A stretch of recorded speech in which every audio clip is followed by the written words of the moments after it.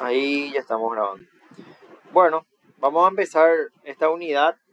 Entiendo que es parte de la unidad 4 la que vamos a desarrollar, ¿verdad? Porque lo que la profesora pide es la edad contemporánea en adelante. Ok. Vamos a ver un poco la Revolución Francesa, ¿verdad? 1789. Se inicia en Francia una era de levantamiento social. Dice que tuvo una duración de poco más de cuarto de siglo, o sea, un poco más de 25 años, con gran influencia en la historia de Europa y diría yo del mundo entero, ¿verdad? El rey Luis XVI convocó a una reunión a los estados generales que no se habían reunido en más de siglo y medio. La revolución puso punto final al absolutismo y acabó con la monarquía. Ante la revolución pues estaban los señores feudales. Los señores feudales tenían su ley en su feudo y eso era lo que se cumplía. Y solamente ellos tenían o eran protegidos por sus leyes. Entonces, y los demás, nada. O sea, el pueblo, nada. Entonces, la Revolución Francesa viene a equilibrar un poco la balanza. Dice la Ilustración. ¿Qué es la Ilustración? Es un movimiento cultural e intelectual que se originó y desarrolló fundamentalmente en Francia y también en Inglaterra, desde fines del siglo XVIII hasta la Revolución Francesa, o sea, de 1700 más o menos, ¿verdad? Hasta finales, aunque se prolongó hasta el siglo XIX en algunos países, la Ilustración. Con la Ilustración se desarrollan y reforzaron las causas sociales y económicas, la política y la economía, el comercio y el Estado dejaron de estar subordinados a fines religiosos. Entonces con la Ilustración hay un poco esa separación, ¿verdad? De que hasta hoy siguen muchos de los estados, ¿verdad? Que es iglesia y Estado. Se separan la iglesia del Estado. El Estado se vuelve, vamos a decir, de cierta manera laico, ¿verdad? Y la iglesia sigue su camino, ¿verdad? Hay una avispa por ahí. Bueno. Eh, Aparecen entonces los tres más famosos filósofos de la época: Montesquieu, Voltaire y Rousseau. Son los tres filósofos de esta época, donde le van a dar un carácter ya más propio al Estado, ¿verdad? Montesquieu va a dividir, qué sé yo, el Estado, ¿verdad? Poder legislativo, judicial, ejecutivo. La obra más importante de Rousseau fue El Contrato Social, elaborado en 1762, habiendo sido el primer teórico sistemático de un nacionalismo consciente y calculado. Rousseau separó la clase alta francesa de su propio modo de vida, haciéndola dudar, dice, de su propia superioridad. Esto en cuanto a la Ilustración. Bueno, son distintas épocas, ¿verdad? Estamos hablando de la Revolución Francesa como una época que marca, ¿verdad? Un antes y un después en cuanto al equilibrio de las normas. Vimos ahora la Ilustración y ahora vamos a ver las guerras napoleónicas, ¿verdad? Son distintos eventos militares que se sucedieron durante el periodo de permanencia en el poder de Napoleón Bonaparte en Francia. Muchos afirman que en ese periodo se inició con la toma del poder de Napoleón en 1799 el periodo de guerras. Dice que de guerras culmina en 1815 con la derrota final de Napoleón Bonaparte en Waterloo, ¿verdad? La batalla de Waterloo con los ingleses. La estructura política impuesta por Napoleón en numerosos estados como resultado de su conquista se realizó al margen del derecho internacional, no aportando a su desarrollo. Claro, pues Napoleón quería conquistar todo para él, ¿verdad? No buscaba él un relacionamiento entre los estados, sino que él quería conquistar, así como los romanos. La paz de Amiens, dice, es el tratado que puso fin a la guerra entre el Reino Unido y Francia y sus aliados el 25 de marzo de 1802. Se acordó la retirada francesa y británica de Egipto y su devolución a Turquía. Recordemos que tanto los franceses como los alemanes como los británicos hicieron guerras para poder colonizar África, ¿verdad? La restitución por parte de Gran Bretaña de casi todas las conquistas francesas, la evacuación de Nápoles y los estados pontificios por parte de Francia y la devolución de la isla de Malta a los caballeros hospitalarios son algunas consecuencias de esta paz de Amiens, ¿verdad? El equilibrio europeo, dice, consistió en la formulación que después de la derrota de Napoleón buscaba el restablecimiento y reparto del poder entre las potencias de forma equilibrada. La primera en intentar establecer un sistema de equilibrio continental fue Gran Bretaña, que de inmediato fue seguido por el canciller austriaco, digo bien, Metternich. O sea, para tratar un poco de hacer un hilo de lo que estamos leyendo, ¿verdad?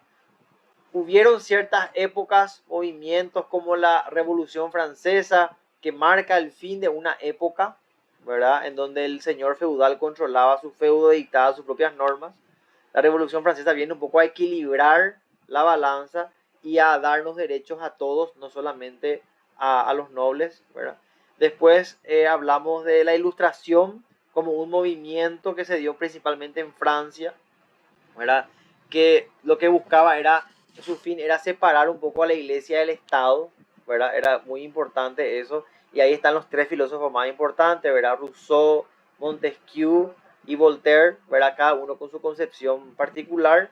Después tenemos las guerras de Napoleón, ¿verdad? Que es un retroceso o una no contribución al derecho internacional, porque obviamente Napoleón buscaba conquistar, ¿verdad? Buscaba ampliar, ¿verdad? Sus dominios, ¿verdad? Entonces, que finaliza la época de las guerras de Napoleón en 1815 con la batalla de Waterloo, ¿verdad? Donde él pierde y es llevado, creo que a la isla de Córcega, se le lleva a una isla y muere ahí, ¿verdad? Entonces, son distintas épocas y ahora vamos a hablar un poco del equilibrio europeo. Dice, ¿verdad? Consistió en la formulación de después de la derrota de Napoleón, que buscaba el restablecimiento y reparto del poder entre las potencias. O sea, se buscó un poco llegar a un consenso en Europa y digamos, vamos a poder parar la pelota, vamos a poder dejar de guerrear entre nosotros y vamos a empezar a equilibrar el poder. Entonces, ahí fue Gran Bretaña y luego fue Austria, ¿verdad? Las que buscaron un poco seguir esa tendencia, ¿verdad? Y ahí nace el Congreso de Viena, ¿verdad? Viena, que es en Austria, ¿verdad? Serie de reuniones diplomáticas que tuvieron lugar el 23 de septiembre de 1814 y el 9 de junio de 1815 en la ciudad de Viena, entre las potencias vencedoras de Napoleón.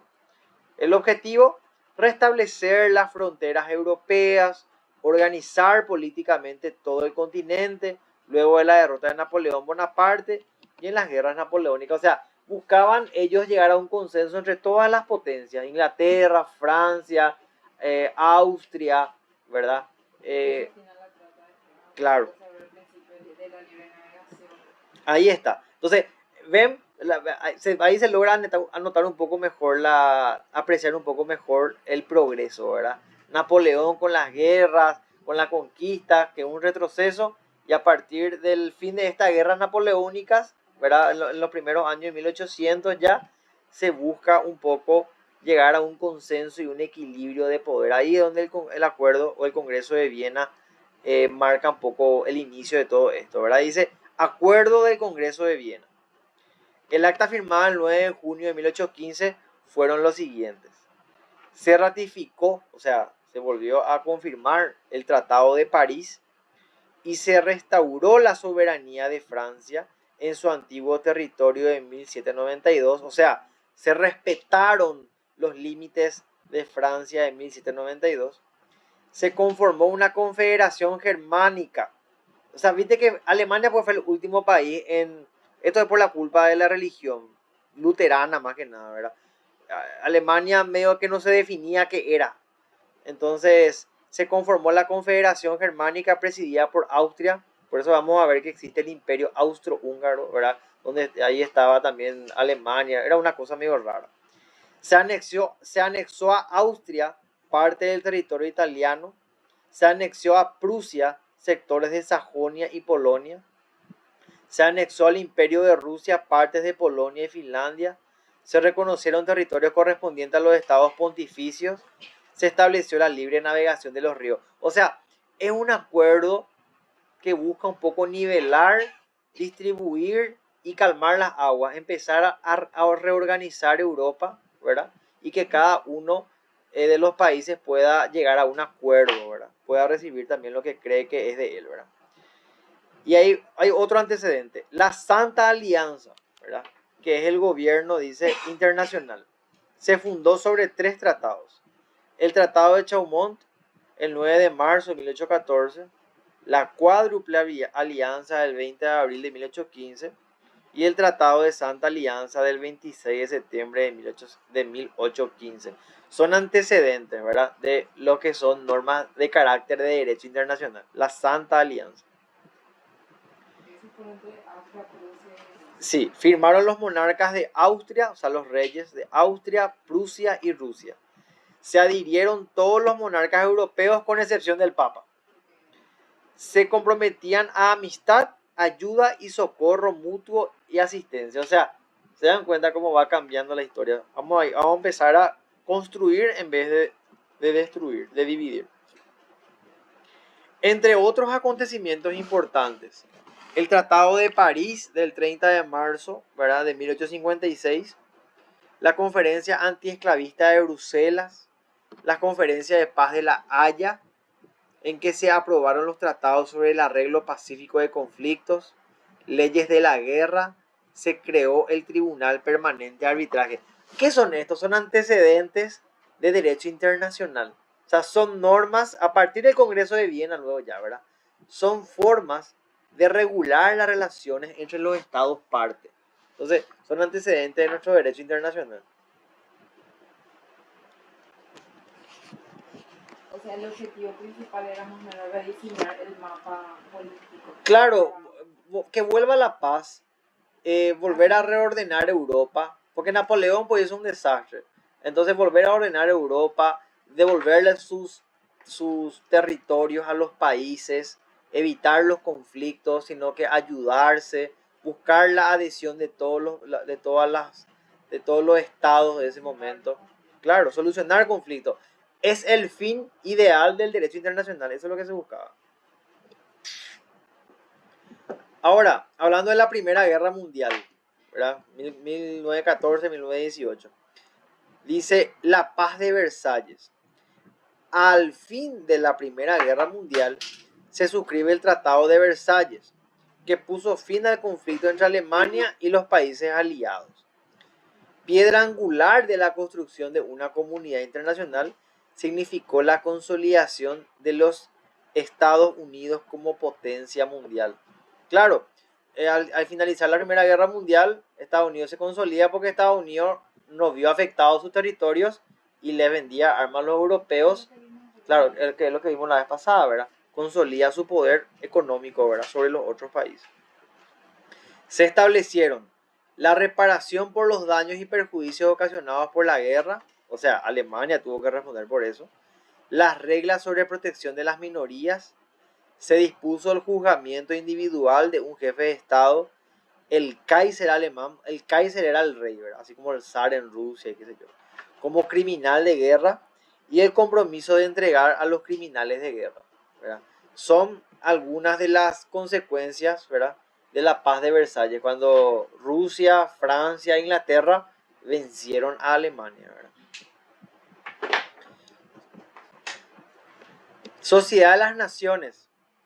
Entonces, la Sociedad de las Naciones son los antecedentes de la ONU. O sea, podemos decir que es un organismo que existió antes que la ONU, es anterior a la ONU.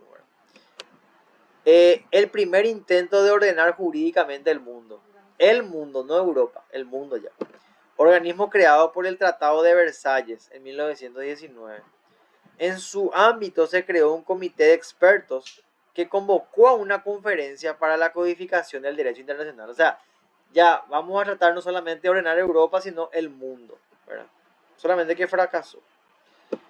Y ahora el Tratado de Briand, ¿verdad?, de Kellogg. Dice el Tratado para la renuncia a la guerra. A la propuesta de Francia, que suscribió el tratado con los Estados Unidos, Frank Kellogg, el 27 de agosto de 1928 en París, firmado por otras 15 naciones, alcanzó 63 ratificaciones. El tratado de renuncia a la guerra, o sea, de no optar por esa solución, ¿verdad? Después vamos a ver el derecho internacional en la Segunda Guerra Mundial. Al concluir la Segunda Guerra Mundial en el 45, ¿verdad? Se convoca una conferencia en San Francisco para organizar las Naciones Unidas. Recordemos que el antecedente de la ONU decíamos que era la Sociedad de las Naciones, la Liga de las Naciones, ¿verdad? Que fracasó. Tras la creación de la ONU, la codificación del derecho internacional se desarrolla de forma notoria. En el artículo 13 de la Carta se refiere al derecho internacional, ¿verdad? O sea, acá ya nace un organismo que se va a encargar de observar esas reglas, ¿verdad? Que van a regular las relaciones entre los estados, o sea, el derecho internacional. Los juicios de Nuremberg, ¿verdad? En Londres fue creado un tribunal militar internacional por los Estados Unidos de América, la Unión de las Repúblicas Socialistas Soviéticas, Gran Bretaña y Francia, que son los países vencedores, ¿verdad? De la Segunda Guerra Mundial. El 21 de noviembre, en la primera audiencia abierta en el Palacio de Justicia de Nuremberg, ¿verdad? Se dan los juicios a los altos mandos nazis, ¿verdad? Por los crímenes de guerra. Y ya las Naciones Unidas, ¿verdad? El 26 de junio de 45, la Carta de las Naciones Unidas fue firmada por 51 estados en San Francisco y entró en vigor el 24 de octubre. O sea, inicialmente 51 estados fueron los estados fundadores de las Naciones Unidas. Los principales objetivos fueron fomentar las relaciones de amistad entre las naciones basadas en el respeto al principio de igualdad, la libre determinación de los pueblos y tomar medidas adecuadas para fortalecer la paz. O sea, siempre, como vimos, al final de las guerras napoleónicas desde el Congreso de Viena, lo que se intentó una y otra vez fue tener la paz, ¿verdad? Recuperar la paz llegando a un acuerdo, ¿verdad? Eso es lo que se intenta más que nada de una y otra vez, ¿verdad? Luego tenemos a la Guerra Fría, que es consecuencia de la Segunda Guerra Mundial, ¿verdad? La lucha del capitalismo contra el comunismo. Constituyó la división de dos grandes bloques bajo la hegemonía de la Unión Soviética o los Estados Unidos, ¿verdad? Se establecieron las siguientes alianzas. La OTAN, que escuchamos mucho ahora, ¿verdad? Que es la organización del Atlántico, la organización del Tratado del Atlántico Norte, ¿verdad? El Pacto de Varsovia, el Tratado Iberoamericano de Asistencia Recíproca, ¿verdad? Que son organismos que nacen a partir de la Guerra Fría. El orden mundial posguerra fría, se disuelve la Unión Soviética en el 91 con la caída del muro, ¿verdad? En el 89. La reunificación de Alemania, ¿verdad? Porque estaba la República Federativa y creo que estaba ¿cómo se llama? Alemania. La República Federativa y la otra Alemania, no sé cómo se llama. La República Democrática, no me acuerdo. Democrática Alemana. Autorización del empleo de la fuerza contra Irak por la invasión de Kuwait por el Consejo de Seguridad de la ONU, que ya estaba funcionando. La disolución del Pacto de Varsovia, la secesión de estados como Checoslovaquia, ¿verdad? O sea, viste que todos esos estados después de la caída de la Unión Soviética, Checoslovaquia, todos esos estados que se desprendieron se fueron reunificando, disolviendo, creando nuevos estados, ¿verdad?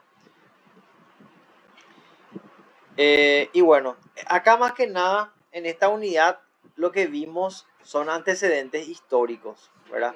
Como los países europeos, más que nada, una y otra vez, como consecuencia de la guerra, fueron buscando crear acuerdos y organismos que le permitan llegar a la paz, o por lo menos regular sus relaciones, ¿verdad? Eso es lo que estuvimos viendo en esta unidad. Más que nada son antecedentes históricos, ¿verdad?